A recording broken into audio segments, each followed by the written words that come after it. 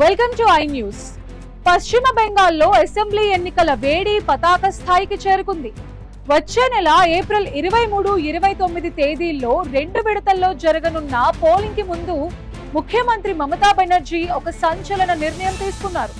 రాష్ట్రంలో బంగాళదుంపల దిగుబడి భారీగా పెరిగి ధరలు పడిపోవడంతో నష్టపోతున్న రైతులకు భారీ పరిహారాన్ని ప్రకటించారు.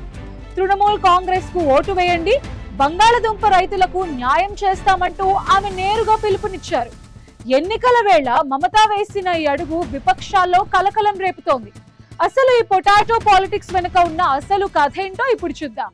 పశ్చిమ బెంగాల్ అసెంబ్లీ ఎన్నికల కురుక్షేత్రంలో గెలవడమే లక్ష్యంగా మమతా బెనర్జీ తన అస్త్రాలను సిద్ధం చేసుకున్నారు.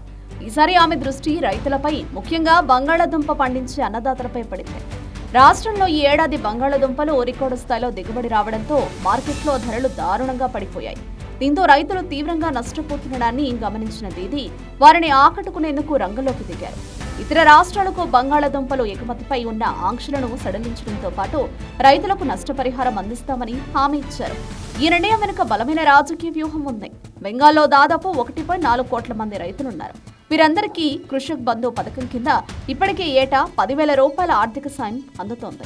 ఇప్పుడు బంగాళాదుంప రైతులకు ప్రత్యేక ప్యాకేజీ ప్రకటించడం ద్వారా గ్రామీణ ఓటు బ్యాంకును గట్టిగా పట్టుకోవాలని మమతా యోచిస్తున్నారు. ఏప్రిల్ 23న జరిగే మొదటి దశ ఎన్నికలకు ముందు ఈ ప్రకటన రావడం గమనార్హం. మరోవైపు మహిళా ఓటర్ల కోసం నెలకు 1,500 రూపాయల వృత్తిని బడ్జెట్లో ప్రకటించి ఇప్పటికే విపక్షాలకు సవాల్ విసిరారు. అయితే విపక్ష బీజేపీ మాత్రం దీనిని ఎన్నికల తాయిలంగా అభివర్ణిస్తోంది. రాష్ట్ర ఖజానా ఖాళీగా ఉన్నా కేవలం ఓట్ల కోసమే ఇలాంటి హామీలు ఇస్తున్నారని విమర్శిస్తోంది. కేంద్రం ఎన్నికల సంఘం ప్రకటించిన స్కెడ్యూల్ ప్రకారం ఏప్రిల్ 23న 152 స్థానాలకు, ఏప్రిల్ 29న 142 స్థానాలకు పోలింగ్ జరగనుంది. మే 4వ తేదీన వెలువడే ఫలితాలు మమతా బెనర్జీ ప్రవేశపెట్టిన ఈ ఉచిత పథకాలు, రైతు పరిహారాల ప్రభావం ఎంతవరకు ఉందో తేల్చనున్నాయి. ఏదేమైనా బెంగాల్ రాజకీయాల్లో ఆలుగడ్డ ఇప్పుడు అత్యంత హాట్ టాపిక్ గా మారింది.